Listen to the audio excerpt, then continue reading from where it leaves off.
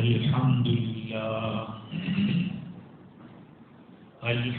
لله وحده والصلاة والسلام على من لا نبي بعده أما بعد فأعوذ بالله من الشيطان الرجيم بسم الله الرحمن الرحيم وعاشروهن بالمعروف فإن كرهتموهن فعسى أن تكرهوا شيئا ويجعل الله فيه خيرا كثيرا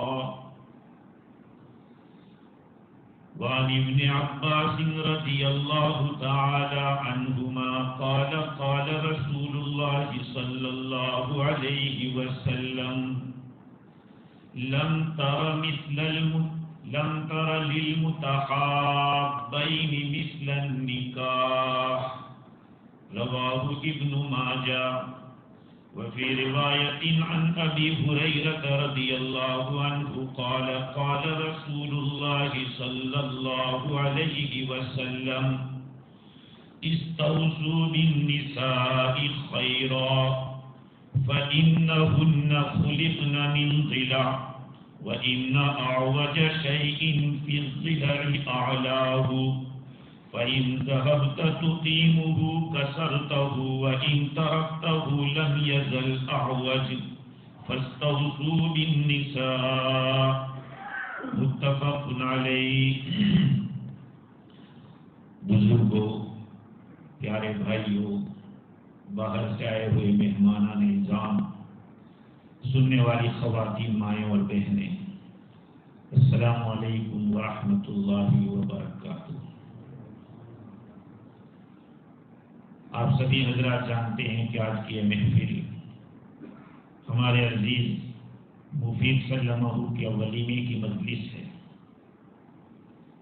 آپ لوگ ابھی ایک نظم سماعت فرما رہے تھے جس میں حدیث کا یہ موضوع بیان کیا گیا کہ نکاح سے بہتر کوئی طریقہ آپس میں میل جول کا نہیں ہے۔ چنانچہ ابن ماجہ شریف کی روایت ہے، عبداللہ ابن عباس رضی اللہ عنہ اس روایت کے راوی ہیں۔ آقا صلی اللہ علیہ وسلم نے ارشاد فرمایا لم تر للمتحابین مثل النکاح، دو محبت کرنے والوں کے لیے نکاح کے مانند کوئی چیز نہیں پاؤ گے۔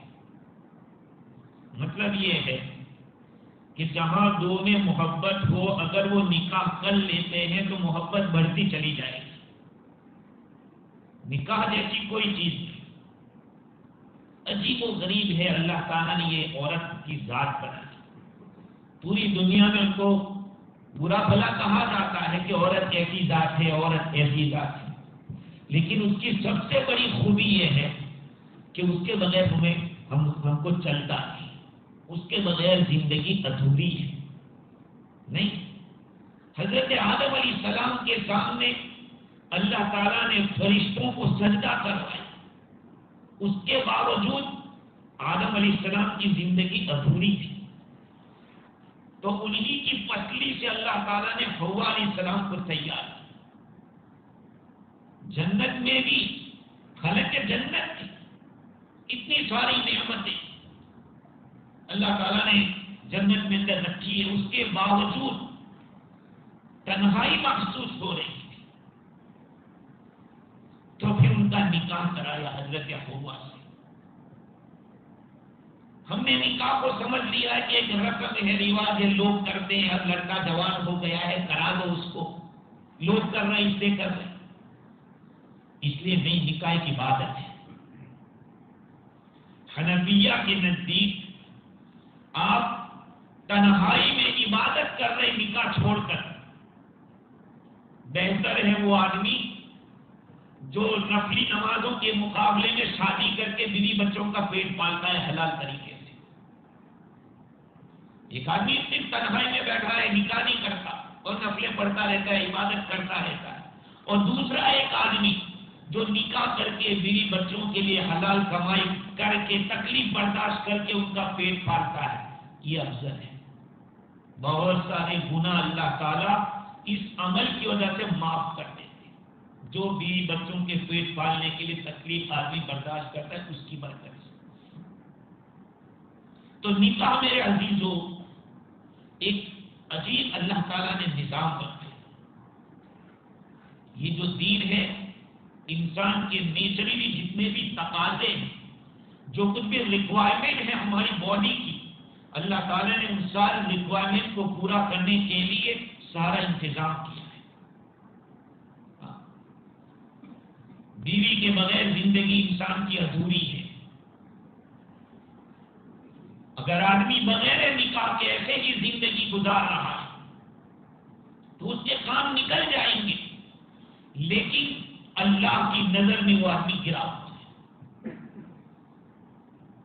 کیونکہ اللہ نے حلال طریقہ نکاح کا اللہ تعالیٰ نے قرآن میں بیان کیا، فَانْكِحُوا مَا طَابَ لَكُمْ، تم نکاح کرو اس عورت سے جو تمہیں پسند ہے۔ آج کے زمانے کے اندر اولاد کا اپنے ماں باپ کی فرمائش کے مطابق نکاح کرنا یوں سمجھ لو کہ ایک بہت بڑی بات ہے۔ ہاں، آج کے زمانے میں اگر ماں باپ کہے کہ بیٹے تجھے یہاں شادی کرنی ہے، اگر اولاد یہ بات مان لے، وہ ماں باپ خوش قسمت ہے، ان کو دو رکعت شکریہ کی ادا کرنی چاہیے کہ اللہ تعالیٰ نے ایسی اولاد دی ہے کہ جو ہمارا کہنا مان رہی ہے، کیونکہ جو ہم جس دور میں ہیں وہ ایک عجیب و غریب قسم کا دور ہے۔ ہر آدمی اپنی مرضی اور اپنے ڈیزائر کے اوپر چلنا چاہتا ہے۔ تو میرے بھائی، نکاح تو ہو گیا، لیکن آج اس کا ولیمہ ہے، اور ولیمہ حضور اکرم صلی اللہ علیہ وسلم کا حکم ہے۔ حضرت عبد الرحمن بن عوف رضی اللہ تعالیٰ عنہ کی روایت ہے کہ ایک مرتبہ حضور اکرم صلی اللہ علیہ وسلم کی خدمت میں حاضر ہوئے اور آپ صلی اللہ علیہ وسلم نے دیکھا کہ ان کے بدن کے اوپر زعفران کے داغ لگے ہوئے، پیلا کلر لگا ہوا ہے۔ آپ صلی اللہ علیہ وسلم نے فرمایا کہ ماں بھاگا، یہ کیا ہے؟ کہا حضور میں نے شادی کی ہے، میں نے نکاح کیا ہے۔ تو پھر کتنے بھی نکاح کیا؟ کہا ایک کھجور کی گٹھلی کے برابر سونے کے عوض میں نکاح کیا۔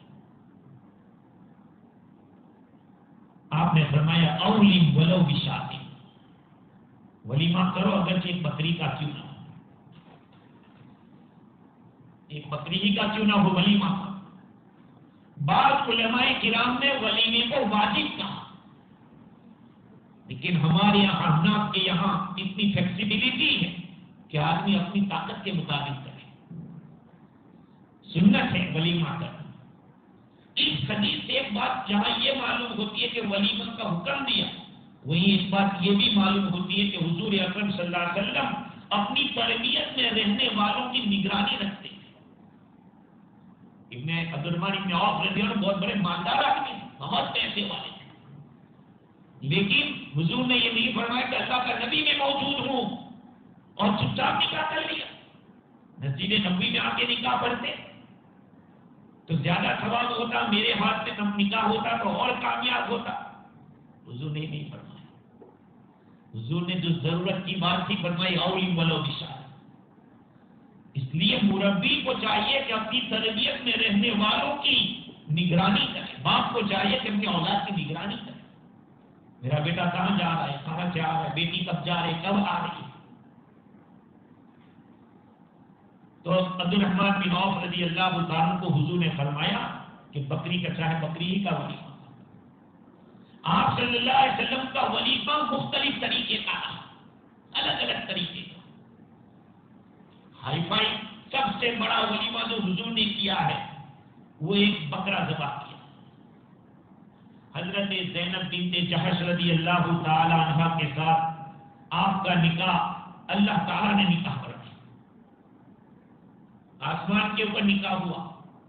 حضرت زینب رضی اللہ عنہ بخاری شریف کی روایت ہے، راوی حضرت انس رضی اللہ تعالیٰ عنہ نے وہ فرماتے ہیں کہ ما اولم رسول اللہ صلی اللہ علیہ وسلم علی احد من نسائه ما اولم علی زینب اولم بشاطر، حضور نے اپنی عورتوں میں سے کسی عورت پر اتنا بڑا ولیمہ نہیں کیا جتنا بڑا ولیمہ حضرت زینب بنت جحش کے نکاح میں کیا۔ کیوں؟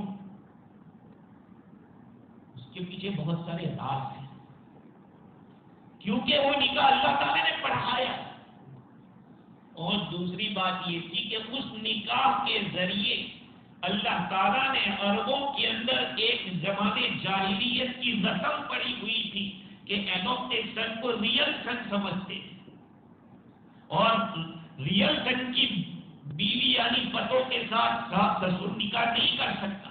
لوگ یہ باور کرتے تھے، سمجھتے تھے کہ ایڈاپٹیشن کی بیوی کے ساتھ بھی نکاح نہیں ہو سکتا۔ اللہ تعالیٰ نے اس رسم کو ختم کرنا تھا، اس لیے حضور کا نکاح حضرت زینب کے ساتھ خود اللہ تعالیٰ نے کیا۔ تو حضور نے بھی ولیمہ اتنا بڑا کیا۔ اور ایک بات یاد رکھو، اللہ کے نبی نے کوئی عمل کیا ہے وہ شریعت سے باہر نہیں، شریعت سے باہر نہیں ہے۔ حضور صلی اللہ علیہ وسلم کا یہ ولیمہ بڑا تو تھا، یعنی دوسرے ولیموں کے مقابلے میں، جس کو میں بعد میں بیان کرتا ہوں، لیکن حضور شریعت سے ہٹے نہیں، امت کو بتلا دیا کہ ہر آدمی اپنی سکت اور طاقت کے مطابق کر سکتا ہے۔ ایک آدمی کے بہت سارے رشتے دار ہو، بہت لمبا چوڑا پریوار ہو، تو وہ 10 بکرے دبا، شریعت نے منع نہیں کیا، خوشی سے کریں، قرضہ نہ لینا پڑے، قرضہ نہ کرنا پڑے، اور اس میں شریعت کے خلاف باتیں نہ ہو، تو اسلام اس کی اجازت دیتا ہے۔ خیر، یہ بڑا ولیمہ سب سے بڑا حضور کا یہی تھا۔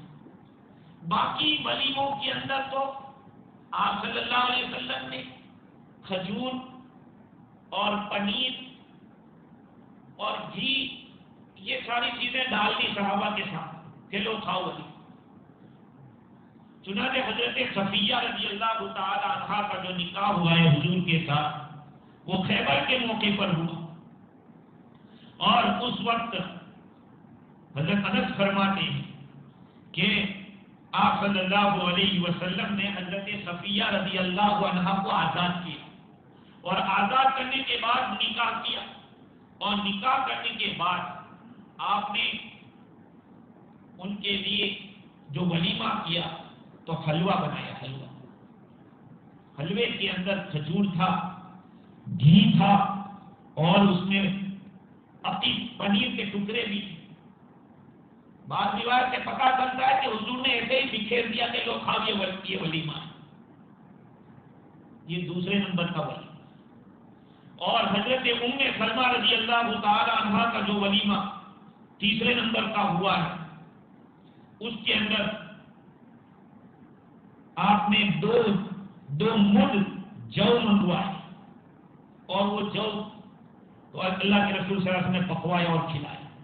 بعض روایات میں یہ بھی کہ آپ صلی اللہ علیہ وسلم نے صحابہ کو فرمایا کہ جس کے پاس جو کچھ کھانا ہے وہ لے کے آ جاؤ، اپنے پاس جو کچھ پڑا ہے لے کے آ جاؤ، اور سب کو بلا لیا کہ بیٹھ جاؤ، یہ ولیمہ ہے۔ یہ بھی طریقہ ہے، اتنی سادگی بھی ہے، اور اس میں کوئی شک نہیں کہ حضور اکرم صلی اللہ علیہ وسلم کے طریقے کے مطابق جب ہم زندگی گزاریں گے اپنی فیملی لائف کو، تو کبھی جھگڑے نہیں ہوں گے، کبھی آپس میں بریک نہیں ہوگا۔ جہاں کہیں بھی بریک ہوا ہوگا وہاں یہی ہوگا کہ شریعت کا دامن چھوٹا ہوگا۔ ہاں، شریعت کا دامن جہاں چھوٹا ہوگا وہاں بریک ہوا ہوگا، کسی پر ظلم ہوا ہوگا سمجھو وہاں پہ بریک ہوگا۔ اگر دونوں ایک دوسرے کے حقوق کو ادا کریں تو کچھ بھی نہیں ہوگا۔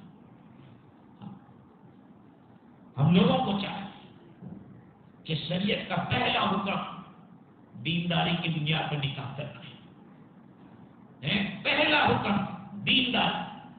اگر دینداری کسی درجے میں آپ پاؤ تو آپ کو چاہیے کہ آپ کے یہاں مناسب رشتہ لڑکی ہے، نکاح کریں۔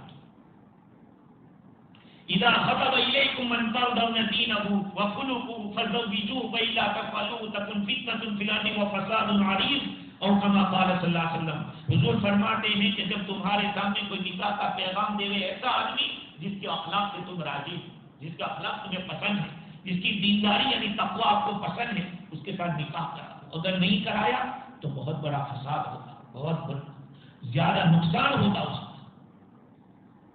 اور دینداری کی بنیاد پر نکاح ہونا چاہیے۔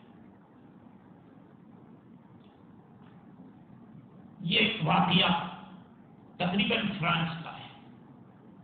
ویسٹ افریقہ کا ایک آدمی جس کا نام عثمان تھا، ان کا یہ واقعہ ہے، کسی کالج کے لڑکے اپنے استاد کے ساتھ، جس استاد کا نام محمد تھا، وہ استاد کے ساتھ ایک فندق یعنی ہوٹل میں رکے ہوئے تھے۔ سارے طلبا کہیں گھومنے کے لیے چلے گئے، استاد کے ساتھ ایک لڑکا تھا، اس نے کہا کہ حضرت ہم لوگ چلنے کے لیے نکلتے باہر، کچھ آؤٹنگ کر لیتے، چل کے کچھ ایکسرسائز ہو جائے۔ استاد نے کہا میں بڈھا ہو گیا، میں تھک جاؤں گا، کہا جب تھک جائیں گے ہم ٹیکسی کر کے آ جائیں گے، کہا ٹھیک ہے۔ یہ گھومنے کے لیے نکلے، چلتے چلتے دور چلے، استاد نے کہا میں تھک گیا تو ٹیکسی منگوائی، ٹیکسی میں بیٹھے، اور ٹیکسی جو چلانے والا تھا وہ حبشی تھا، یعنی سیاہ فام تھا، بہت اس کے چہرے کے اندر سیاہی بہت چمک رہی تھی، ان لوگوں نے جو واقعہ لکھا ہے۔ تو وہ گاڑی چلا رہا تھا، راستے میں اس نے کہا کہ دو لفظ کہیں تو سمجھ میں نہیں آیا۔ انہوں نے سلام کیا، اس آدمی نے کہا بھائی میں بھی مسلمان ہوں جیسے آپ مسلمان ہیں، کیا آپ کے ساتھ میں فرانسیسی زبان میں بات کروں یا انگریزی میں؟ تو استاد نے کہا کہ فرانسیسی میں سمجھتا ہوں، بولو فرانسیسی۔ تو انہوں نے فرانسیسی زبان میں بات کرنا شروع کی، تو اس آدمی نے ان لوگوں سے یہ کہا کہ بھئی میں مسلمان ہوں، آپ میرے گھر چلیں گے؟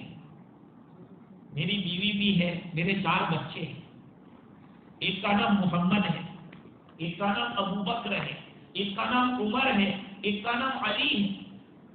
کہا تم نے 4 نام رکھے، مگر عثمان کا نہیں رکھا؟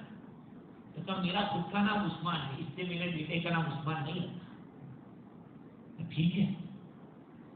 پھر بات ہوتے ہوتے اس نے کہا میرے گھر چلو، اور اس نے کہا کہ جو ٹیکسی کا میں تو آیا تھا اپنے سنگال سے آیا، ویسٹ افریقہ سے آیا تھا، عربی جانتا تھا، اور عربی میں مسلمان ہوں، مجھے قرآن کی بڑی بڑی صورتیں اس نے کہی کہ یہ جانتا ہوں میں زبان، پورا 29واں سپارہ جانتا ہوں، 30واں سپارہ بائی ہارٹ مجھے۔ کہا یہ جو کچھ ہے یہ میرے ٹیکسی کا بزنس ہے، وہی میرے لیے بہت بڑی خیر ہے۔ کہا اچھا کیسے؟ ایک دن ایسا ہوا کہ میں ٹیکسی لے کے جا رہا تھا، ایک کرسچن لیڈی اور اس کی ماں میری گاڑی میں سوار ہوئی، رات کا وقت تھا، دیر رات کو میں نے ایک جگہ پہ دونوں کو اتارا، اور اتار کے میں گاڑی لے کے چل پڑا۔ اپنی منزل پر جہاں اترا دیکھتا ہوں گاڑی کے اندر کے پیچھے لیڈیز پرس پڑا ہوا ہے۔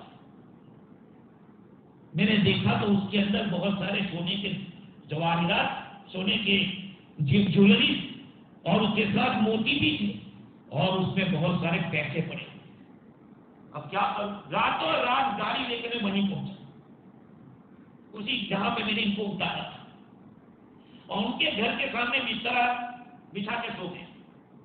حالانکہ ان کے گھر میں کچھ شگاف تھی، پھٹن تھی، میں وہاں سے آواز دے سکتا تھا، لیکن ہو سکتا ہے کہ میں آواز دوں اور وہ پولیس بلا لے کے کوئی یہاں اس طرح کر رہا ہے۔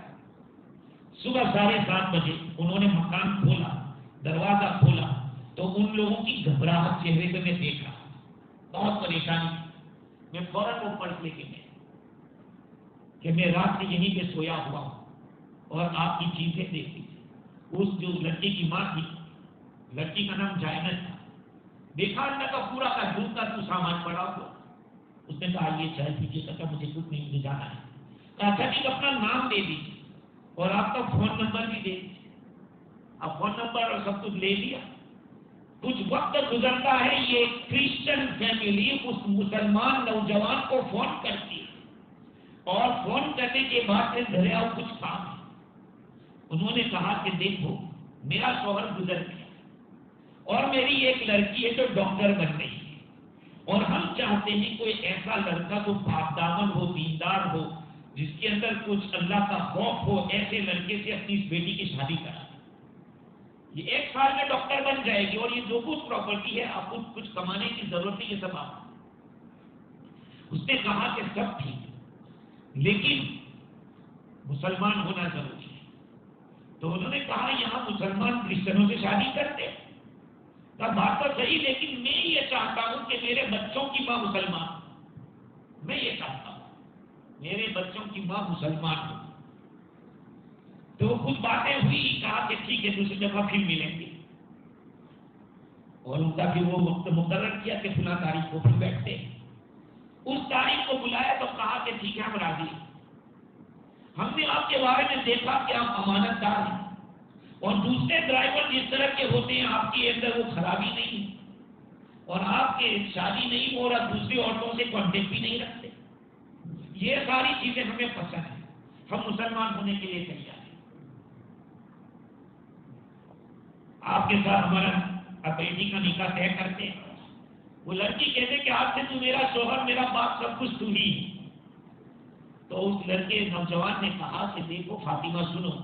کون فاطمہ؟ کہاں سے تیرا نام فاطمہ؟ تو ابھی سے فاطمہ بن گئی، اس کا نام دے دیا فاطمہ. کہا اب جو سال بھر کا تیرے ڈاکٹر بننے کا خرچہ ہے وہ میں اٹھاؤں گا. کہا ٹھیک ہے. شادی ہوئی اور یہ بچے ہوئے. کہا وہ ڈاکٹر ہے لیکن نماز سب چیز کی پابند ہے، اور اس کے ساتھ بچوں کو قرآن کی تعلیم دینا، سب کچھ کرنا، دینداری. کہا وہ پردے میں رہتی ہے، حجاب کے ساتھ رہتی ہے. ابھی انڈیا کے اندر کرناٹک کا جو الیکشن ہوا، ان لوگوں نے الیکشن میں یہ بات طے کی تھی کہ جتنی بھی عورتیں سفر کریں گی بس میں، ان لوگوں کو ہم فری، ان کی جرنی سب فری ہے، کسی نے پیسہ نہیں دیا. تو اب ہندو لوگ بھی مرد برقع پہن کے بیٹھتے ہیں بس کے اندر کے فری ٹریولنگ ہو رہا ہے. کہا پہلے بین لگا ہوا ہے، اب تو سبھی کہنے لگتے. تو پردہ بھی بھائی بہت اچھی چیز ہے جس میں عورت کی عزت بڑھتی ہے، گھٹتی نہیں. تو دیکھیے یہ خاندان چاہے وہ کرسچن سے آیا تھا لیکن ایک مسلمان کا ایمان مضبوط تھا، دینداری تھی. تو کہاں تک پہنچا؟ آج ہمارے یہاں ہمارے نوجوانوں میں وہ علم نہیں ہوتا کہ ہمیں کس طرح سے اپنا گھر بار چلانا چاہیے، ہمیں بیوی کے حقوق کس طرح سے ادا کرنا چاہیے. یہ بات یاد رکھ لو. عورت ذات کے اندر بہت ساری خوبیاں ہیں لیکن کچھ کمزوریاں فطری طور پر، یعنی قدرتی طور پر ان میں کمزوری ہے. آپ یہ سوچو کہ نہیں میں اس کو بالکل سیدھی کر دوں، نہیں ہو سکتا، نہیں ہو سکتا. آپ کچھ بھی کر لو، کیونکہ میرے اور آپ کے آقا کا فرمان ہے. حضرت ابو ہریرہ رضی اللہ تعالیٰ عنہ اس روایت کے راوی، حضور نے فرمایا استوصوا بالنساء خیرا، تم عورتوں کے بارے میں مجھ سے وصیت لے لو، بھلائی کی وصیت لے. اور آگے فرمایا فإنهن خلقن من ضلع، اس لیے کہ وہ تو پسلی سے پیدا ہوئی، مرد کی پسلی سے پیدا ہوئی. اور انسان کے بدن میں جو ابھرا ہوا جو ہوتا ہے حصہ چھاتی میں، یہ پتلی اور وہ ٹیڑھی ہوتی ہے. ٹیڑھی پستی سے اللہ تعالیٰ نے اس کو بنایا ہے. اگر اس پستی کو سیدھا کرنے جاؤ گے تو توڑ دو گے، اور اگر ویسی ہی رہنے دو گے تو ایسی ہی رہنے دو اور کام لیتے رہو، فائدہ اٹھاتے رہو. حضور فرماتے فاستوصوا بالنساء، لہذا عورتوں سے وصیت حاصل کرو. آپ یہ سوچو کہ میں تو رات کو دیر میں آؤں اور وہ میری خدمت میں تیار ہے کھانا پکا کے، یہ کون سا حساب ہے؟ جب آدمی نکاح کر لے تو اس کو چاہیے کہ مجھے اب چینج ہونا ہے، مجھے اپنی بیوی کے ساتھ اس طرح سے رہنا ہے کہ اس کی جو پسندیدہ چیزیں مجھے کرنی ہیں اور جو ناپسند چیزیں اس کو مجھے چھوڑنی ہیں. ہاں، اب مثال کے طور پر آدمی باتوں کو تمباکو کھانے کی عادت، سوکھی کھانے کی عادت ہوتی جسے منہ میں بدبو آتی ہے، اور سوجانے کے بعد تو ایسی بدبو آتی ہے کہ اللہ ہی رحم فرما. ہاں، اب ظاہری بات ہے کہ عورت میں بھی کچھ صفائی اور نرمیت ہوتی ہے، اس کا مزاج اگر اچھا ہے، صحیح ہے، تربیت صحیح ہے، تو پھر وہ چاہے گی کہ نہیں یہ سب چیزیں نہیں ہونی چاہیے. صبح میں جلدی اٹھنا، نماز پڑھنا، قرآن کی تلاوت کرنا، جو ہمارے شریعت چاہتی ہے، دین چاہتا ہے. اگر آپ صبح میں اٹھتے ہی رہے، فجر چھوڑ دیں، تو گھر میں برکت کہاں ہوگی؟ اس لیے کہ حدیث میں آتا صبح تو تمنا اور رزق، حدیث ہے صبح کا سونا روزی کو ٹال دیتا ہے، روکتا ہے. اب آپ سوئے ہوئے ہیں صبح تک 8 بجے 10 بجے تک، تو پھر گھر میں برکت کہاں آئے گی؟ ہم نے ہی روزی کے دروازے بند کر رکھے. ہاں، اس لیے علماء کرام نے لکھا کہ اگر آپ اس کو سیدھا کرنے جاؤ اور خود ٹیڑھے رہو تو کہاں چلو گا؟ دوسری بات یہ ہے کہ عورتوں کے ساتھ رہو تو باس بن کے مت رہو. باس بن کے اس کو رفیق بن کے رہو، فرینڈ بن کے رہو. میں آپ کو حدیث سناتا ہوں، عائشہ صدیقہ رضی اللہ تعالی عنہا کی روایت ہے. فرماتی ہے کہ غزوہ تبوک تقریباً 8-9 ہجری ادھر اس زمانے کا واقعہ ہے، آخری غزوہ ہے. آپ صلی اللہ علیہ وسلم غزوہ تبوک سے تشریف لائے. اب سننا اچھی طرح سے، عائشہ کی عمر اس وقت 18 سال کی ہوگی.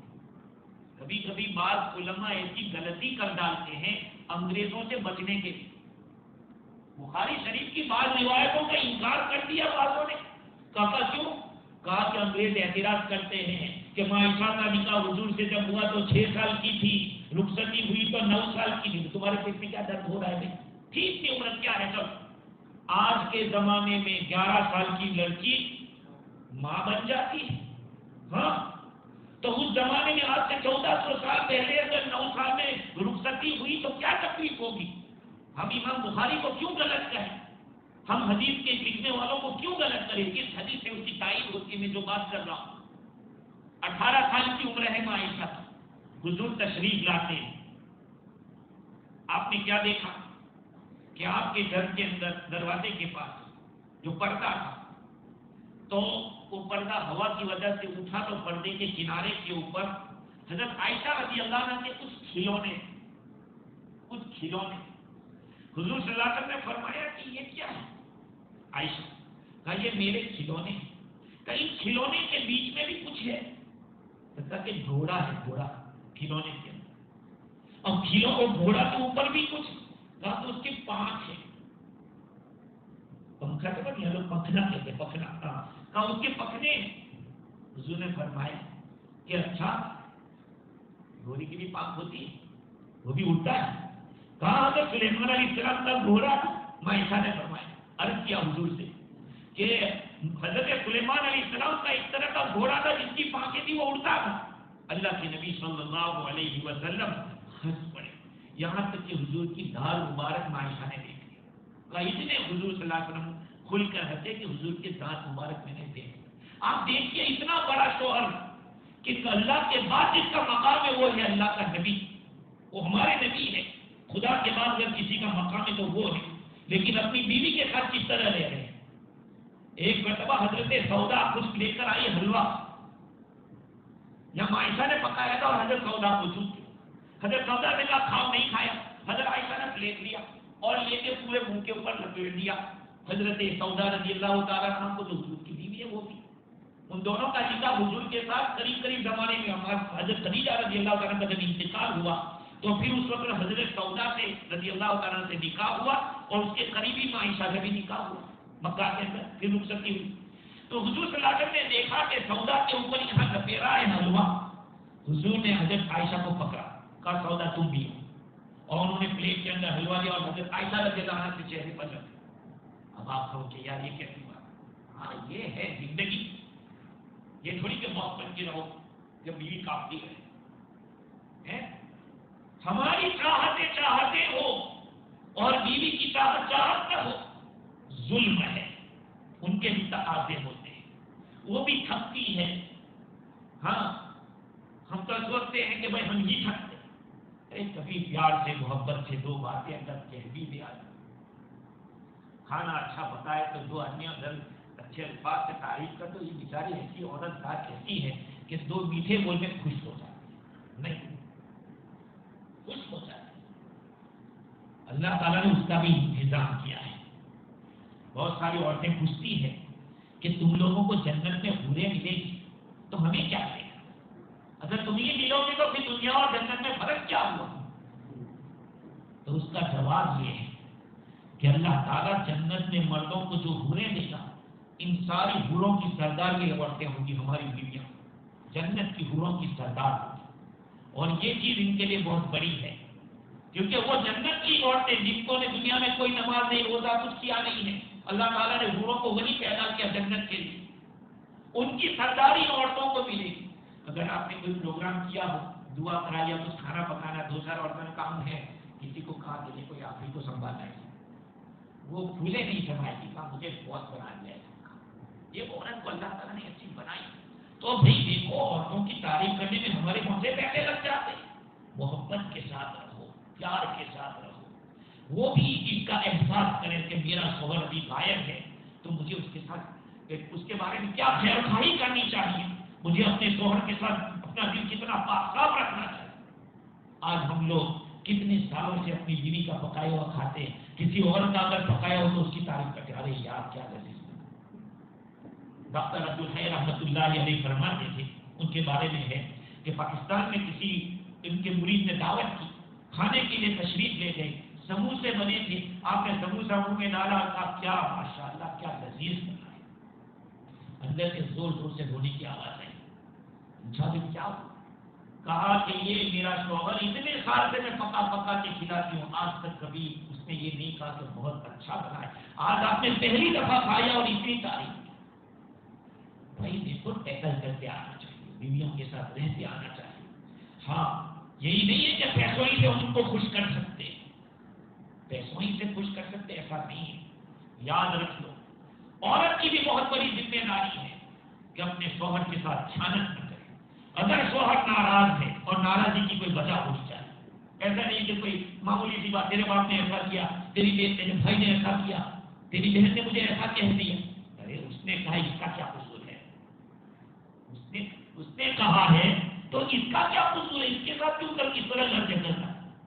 اس لیے میرے بھائیوں اپنی فیملی لائف کو سکسیسفل بنانے کے لیے ہمیں حضور کی فیملی لائف پڑھنی پڑے گی، حضور کی زندگی پڑھنی، وہاں بھی ہوتا تھا کبھی کبھی ہو جاتا۔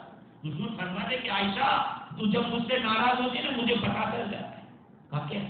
تو اس وقت تو میرا نام نہیں لیتی، تو ابراہیم علیہ السلام کا وربی ابراہیم کے رب کی قسم تو یہ بولتی ہے تو میرا نام نہیں لیتی۔ عائشہ فرماتی ہے اس وقت حضور سے عرض کرتی ہے کہ حضور نے زبان سے بولتی دی۔ اور ایک بات بتا دیتا ہوں، بہت اہم بات ہے، اس کو سمجھیے۔ معاشرے کے اندر کوئی بات اگر اس طرح کی ہوتی ہے، اچھلی تو آتا ہے دنیا میں، کس گھر کے اندر میاں بیوی میں ایسا نہیں ہوتا کہ کوئی 18-19 یا 19-20 نہ ہوتا ہو، ڈفرنٹ تو ہوتا ہے، ہر ایک کی عقل برابر نہیں گھر پر ہوتی، تو ایسے موقع پہ کیا یاد رکھیے واقعہ عفق، عائشہ رضی اللہ تعالیٰ پر الزام لگایا تھا منافقین نے، اور اس الزام کے وقت حضور 1 مہینے تک عائشہ سے ناراض رہے، بات نہیں کرتے تھے زیادہ۔ اس وقت صدیق اکبر رضی اللہ تعالیٰ عنہ نے اپنی بیٹی کا پکش نہیں لیا، میری بیٹی بالکل کلین ہے، یہ ہے، اب میں کچھ نہیں بول سکتا۔ اور ایک غزوے کے اندر کچھ حضرت عائشہ رضی اللہ عنہ کا جو ہار تھا وہ گم ہو گیا۔ اب سب لوگ انتظار میں ہیں، ہار ملے تو چلو، لوگ کسی نے کہا ہوگا یار ابو بکر آپ کی بیٹی نہیں، آ کے صدیق اکبر رضی اللہ عنہ کی بیٹی کو ڈانٹا کہ تمہاری وجہ سے سب لوگ پریشان۔ معلوم ہوا کہ شادی کے بعد بھی ماں باپ اپنی بیٹی کو ڈانٹ سکتے ہیں، اس کو ایسی بات کہہ سکتے ہیں۔ اگر ماں باپ کے اندر یہ بات ہے کہ اپنا گھر نبھانا، بھائی دیکھو لوگ کہتے ہیں کہ چاہ مشکل ہے، کسی سے پیار ہو جانا مشکل ہے، سب غلط، نبھا مشکل ہے۔ پیار تو چلتے چلتے بھی ہو جاتا ہے، لیکن اس کو نبھاتے دکھانا۔ امام احمد بن حنبل رحمۃ اللہ علیہ کی اہلیہ کا انتقال ہو گیا، انتقال کے بعد جب جنازہ دفن کر کے آ رہے تھے تو بیٹے سے کہا بیٹے تیری ماں کے ساتھ میرے ساتھ زندگی میں لڑائی ہی نہیں ہوئی۔ کہا ابا کیسے ایسے کیسے ہو سکتا ہے؟ نہیں ہوئی۔ کہا جب تیری ماں غصے ہوتی تھی میں گھر سے نکل جاتا تھا، جب تیری ماں غصے ہوتی تھی میں گھر سے نکل جاتا. فیملی لائف کی گڑ ہے. ہاں آپ کو دیندار بننا پڑے گا، اپنے آپ کو دین کے سانچے میں ڈھالنا پڑے گا، اور اس کے لیے دینی مجلسوں میں بیٹھیے، اللہ کے راستے میں نکلیے اور کچھ کیجیے. اس طرح کے ماحول پیدا کیجیے، اپنے گھر کے تعلیم کیجیے، تاکہ حدیث سن کر بھی بہت کچھ پیدا ہوتا ہے. اس لیے میرے عزیزو، ہم تو دعا کرتے ہیں اللہ تعالیٰ جو کل گزشتہ احتسامی نکاح پڑھایا وہ نکاح اللہ کامیاب کرے، اور اس جوڑے کو اللہ تعالیٰ ہمیشہ پھلتا پھولتا رکھے، نیک اور صالح اولاد کی تحصیل کا ذریعہ بنائے، اور اللہ تعالیٰ ہم لوگوں کے یہاں آنے کو قبول فرماوے. عید و آزمن والجملہ جہاں امین بات وآخر دعوانا الحمدللہ.